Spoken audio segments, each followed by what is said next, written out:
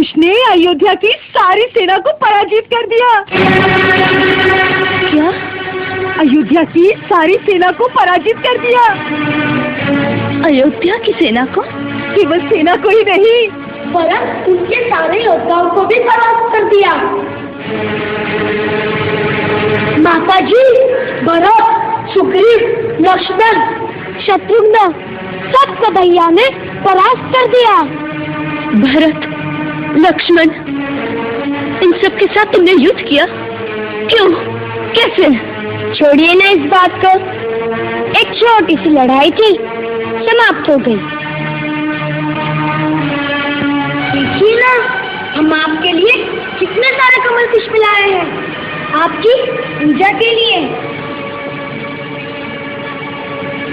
यह अनुष्ठान आप जल्दी जल्दी पूरा कीजिए, जिससे शीघ्र ही हमें हमारे पिताश्री के दर्शन हो सके। खुश, मेरी बात को मत टालो। मैं जानना चाहती हूँ कि तुम लोगों ने भरत, लक्ष्मण, शत्रुघ्न के साथ युद्ध किया, क्यों किया? माताजी, मैंने अश्वमेध यज्ञ का घोड़ा आश्रम के पास विचरते देखा। उसके माथे पर स्वर्ण अक्षरों में चुनौती लिखी थी कि जो इस घोड़े के सामने मस्तक नवाएगा वो महाराज राम की शरण पाएगा, और जो इसे पकड़ेगा उसे उन्होंने युद्ध के लिए ललकारा था। तो युद्ध की चुनौती स्वीकार करना अपना क्षत्रिय धर्म समझकर मैंने उसे पकड़ लिया। फिर क्या? उनकी सेना, उनके सेनापति एक एक करके सबके सब ढेर हो गए। फिर शत्रुघ्न, उन्हें भी मैंने मूर्छित करके रण में ही सुला दिया। फिर लक्ष्मण जी आए, उनसे युद्ध हुआ। क्या ठंडा ठंडा सुना रहे हो कुछ भैया? माताजी, युद्ध नहीं हुआ, घमासान का युद्ध हुआ और हमने उन्हें मूर्छित कर दिया। फिर भरत जी आए और उनके साथ महाराज सुग्रीव और महाबली हनुमान भी आए। फिर हनुमान जी बड़े वीर कहलाते हैं, परंतु भैया की वीरता देखकर वे ऐसे चकाचौंध हो गए और हमारे पास में ऐसे बन गए जैसे गाय का छोटा सा बछड़ा बन जाता है। हाँ, और भरत जी और सुग्रीव महाराज ने एड़ी चोटी की शक्ति लगा ली, परंतु गुरुदेव के प्रदान किए हुए हमारे अस्त्रों ने उन्हें भी धराशायी कर दिया। और फिर महाराज राम स्वयं आ गए।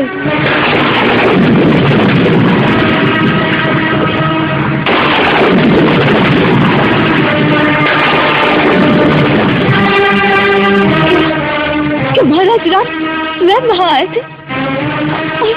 तुम लोगों ने उनको धनुष उठा लिया?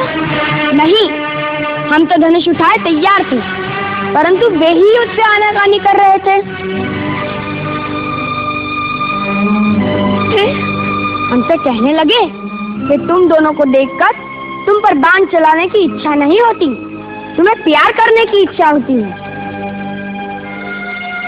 परंतु मैंने उन्हें कहा, महाराज राम, केवल बातें न कीजिए, युद्ध करिए, युद्ध। परंतु जैसे युद्ध आरंभ होने लगा, गुरुदेव आ गए और फिर उन्होंने तो युद्ध होने ही नहीं दिया।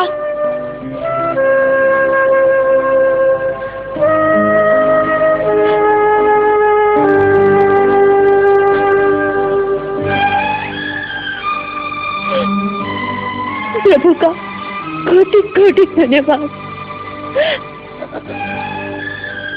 कि तुम लोग इस महान पाप से बच गए, इस महान पाप से बच गए। क्या हुआ पुत्री? माताजी, माताजी, ये आपको क्या हो गया माताजी?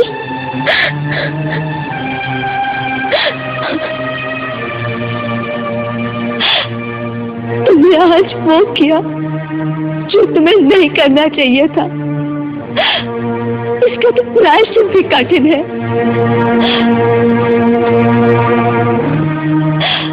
हनुमान को तुमने बछड़े की बातें बांध दिया अनुमान तो मेरा पहला पुत्र है, तुमसे भी बड़ा पुत्र।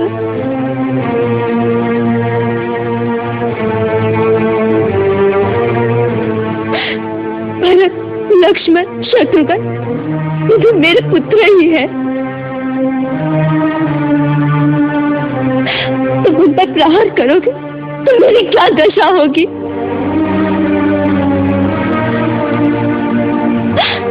उसको तुमने स्वयं श्री राम को युद्ध के लिए ललकारा। मेरी संतान अपने पिताश्री के चरण छूने की जगह पर उन्हें युद्ध के लिए ललकारे। मेरे लिए इससे लज्जाजनक बात और क्या हो सकती है?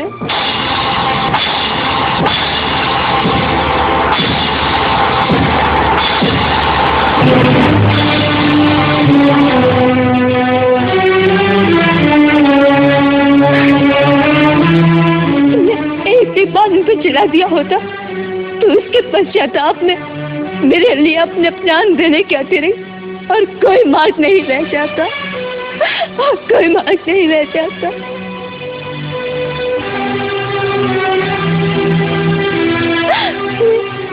क्या किया तुम लोगों ने? क्या किया?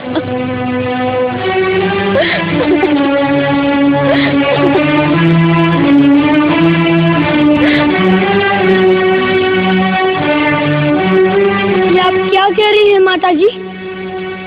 महाराज राम हमारे पिताश्री हैं? हाँ पुत्र।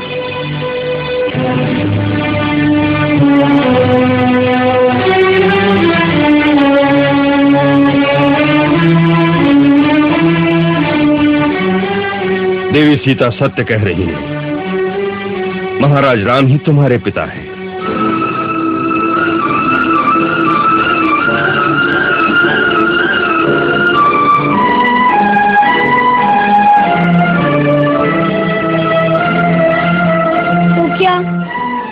आप ही वही सीता है जिन्हें महाराज राम ने वन में त्याग दिया था? हाँ पुत्र।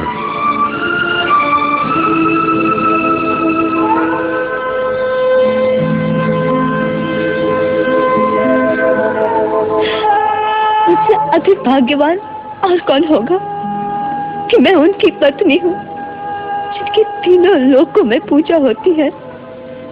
फिर ये बात आपने हमसे आज तक क्यों छुपाई?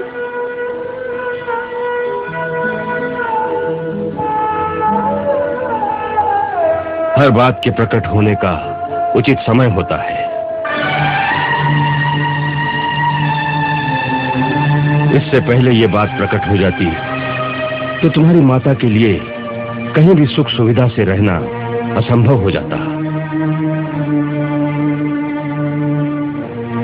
हाँ, अब वो समय आ गया है जब तुम्हें अयोध्या वालों से ये प्रश्न पूछना होगा कि उन्होंने तुम्हारी माता के पवित्र आंचल पर निंदा के धब्बे क्यों लगाए। इसी दिन की मैं इतने वर्षों से प्रतीक्षा कर रहा था। अब तुम्हें अयोध्या जाकर घर घर में सीता की करुण कथा सुनाकर अपनी माता के पवित्र आंचल पर लगे हुए धब्बे को अयोध्या वालों के अश्रुओं से धोना होगा।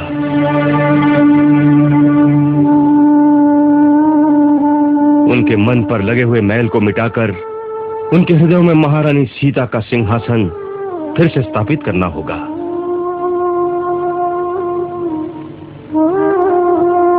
प्रजा का मत बदलकर उसे अपनी माता के सामने नतमस्तक करना होगा, जिससे उनके पाप का प्रायश्चित हो सके।